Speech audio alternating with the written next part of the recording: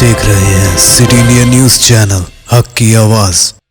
अस्सलामुअलैकुम, मैं हूं Sheikh Umar. City India News में आप तमाम का इस्तकबाल है। आइए देखते हैं स्पेशल रिपोर्ट। जमहूरियत का मुस्तकबिल क्या होगा। तो टॉपिक शुरू करने से पहले आप तमाम से गुजारिश करूंगा कि वीडियो को लाइक शेयर करते हुए हमारे इस यूट्यूब चैनल को सब्सक्राइब ज़रूर कर लीजिए, ताकि ऐसी ही दिलचस्प और मालूमाती वीडियोस आइंदा भी आपको मिलती रहे। महाराष्ट्र में कांग्रेस और एनसीपी की मदद से शिवसेना की क़यादत में कायम हुई उद्धव ठाकरे हुकूमत ऐसा लगता है कि ज़वाल के करीब पहुंच गई है।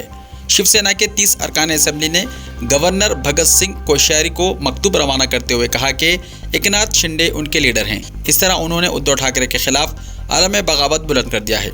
ये सीधे तौर पर उद्धव ठाकरे की क़यादत के लिए चैलेंज से कम नहीं है। ऐसा पहली मर्तबा नहीं हुआ है कि मुल्क की किसी रियासत में किसी चीफ मिनिस्टर या पार्टी लीडर के खिलाफ अरकान असेंबली ने बगावत की हो। ऐसी बेशुमार मिसालें मौजूद हैं। ताहम गुज़िश्ता 8 बरसों में इस तरह के इनहराफ के वाक़यात में इजाफा हो गया है। और सबसे अहम और दिलचस्प बात यह है कि जिस किसी रियासत में बगावत हुई है और जिस किसी लीडर ने बगावत की है, उन तमाम को पनाह सिर्फ बीजेपी के इख्तिदार वाली रियासतों में मिली है और किसी न किसी हथकंडे के ज़रिए बीजेपी ने ही इस रियासत में इख्तिदार हासिल कर लिया है। इसकी मिसालें हमारे सामने कर्नाटका से लेकर मध्य प्रदेश तक मौजूद हैं। इसके अलावा कुछ दूसरी रियासतों में भी इस तरह की कोशिशें हुई हैं, लेकिन वो कामयाब नहीं हो सकी। कर्नाटका में बीजेपी ने ही जनता दल एस और कांग्रेस अरकान को बगावत पर उकसाया। उन्हें बीजेपी ज़ेर इख्तिदार रियासत को मुंतकिल किया। वहाँ उन्हें होटलों और रेस्टोरेंट्स में क़याम करवाया गया। इनसे मनमानी दस्तावेज़ात पर और बयानात पर दस्तखतें हासिल कर ली गई और हुकूमतों का तख्ता उलट दिया गया। खुद बीजेपी ने चोर दरवाजे से इख्तिदार हासिल कर लिया, हालांकि अवाम ने उसे इख्तिदार सौंपा था। मध्य प्रदेश में भी यही तरीक़ेकार इख्तियार किया गया। वहाँ भी कांग्रेस के ज्योतिरादित्य सिंधिया से बगावत करवाई गई। अरकान पार्लियामेंट को दूसरी रियासत को मुंतकिल कर दिया गया। वो बीजेपी इख्तिदार वाली रियासत थी, या फिर ऐसी होटलों और रिजॉर्ट्स का इंतखाब किया गया था जो बीजेपी कायदीन की थी। ये सारे वाक़यात इत्तेफाक या हुस्न इत्तेफाक नहीं हो सकते। इसके पस पर्दा मुहर्रिकात से सारा मुल्क वाकिफ़ हो चुका है। जिन रियासतों में बीजेपी की जानिब से इस तरह की साजिश नहीं रची जा सकती या बीजेपी को इसका मौका नहीं मिलता, वहाँ बीजेपी अपोजिशन जमातों से ताल्लुक़ रखने वाले कायदीन को मरकज़ी तहक़ीक़ाती एजेंसियों से खौफज़दा करती है। उसकी भी मिसालें मौजूद हैं।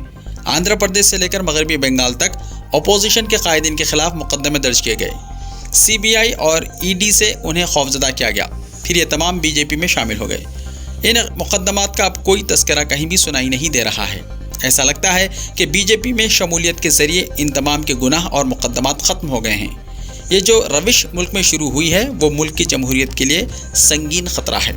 जमहूरियत की अहमियत को घटाने का सबब बन सकती है। जिस तरह से अवाम के वोट के बाद तश्कील पाने वाली हुकूमतों को ज़वाल का शिकार किया जा रहा है और अवामी तायद ना रहते हुए भी हुकूमतें बनाई जा रही हैं, इससे मुल्क की जमहूरियत के लिए ख़तरा पैदा हो गया है। जमहूरियत पर सवाल उठने शुरू हो गए हैं। जमहूरियत की अहमियत मशकूक की जा रही है। ये तासुर आम होने लगा है कि जिस किसी उम्मीदवार या पार्टी को वोट दें, होगा वही जो दिल्ली में बरसर इख्तिदार अफराद चाहेंगे। अवाम के वोट मांगकर इख्तिदार हासिल करने वाले अफराद ही अवाम के वोट की अहमियत को घटाने वाले काम कर रहे हैं। जमहूरियत की वजह से इख्तिदार हासिल करने वाले जमहूरियत को दागदार कर रहे हैं। महाराष्ट्र में शिवसेना की हुकूमत बचती या ज़वाल का शिकार हो जाती है। अहमियत इसकी नहीं है। हुकूमतें बनती हैं और ख़त्म भी हो जाती हैं, लेकिन असल और बुनियादी सवाल जमहूरियत के तहफ़्फ़ुज़ का है, जमहूरियत के मुस्तक़बिल का है। अगर अवाम के वोट से और अवाम की राय से इस तरह से खिलवाड़ करने का सिलसिला अगर यूं ही जारी रहता है, तो जमहूरियत का मुस्तक़बिल ख़तरे में पड़ जाएगा। इसकी अफादियत ख़त्म हो जाएगी और अवाम का एतमाद जमहूरियत पर ख़त्म हो जाएगा। ये मुल्क के लिए अच्छी अलामत नहीं है। हिंदुस्तान दुनिया की दूसरी सबसे बड़ी जमहूरियत है और इस एजाज़ का और इस वक़ार का तहफ़्फ़ुज़ किया जाना चाहिए। सभी सही उल फ़िक्र गोशों को इसके लिए जिद्दोजहद करनी चाहिए। ऐसे ही ताज़ा तरीन खबरों के लिए देखते रहिए सिटी इंडिया TV। तो मिलते हैं कल, तब तक के लिए अपना ख्याल रखिए। अल्लाह हाफ़िज़।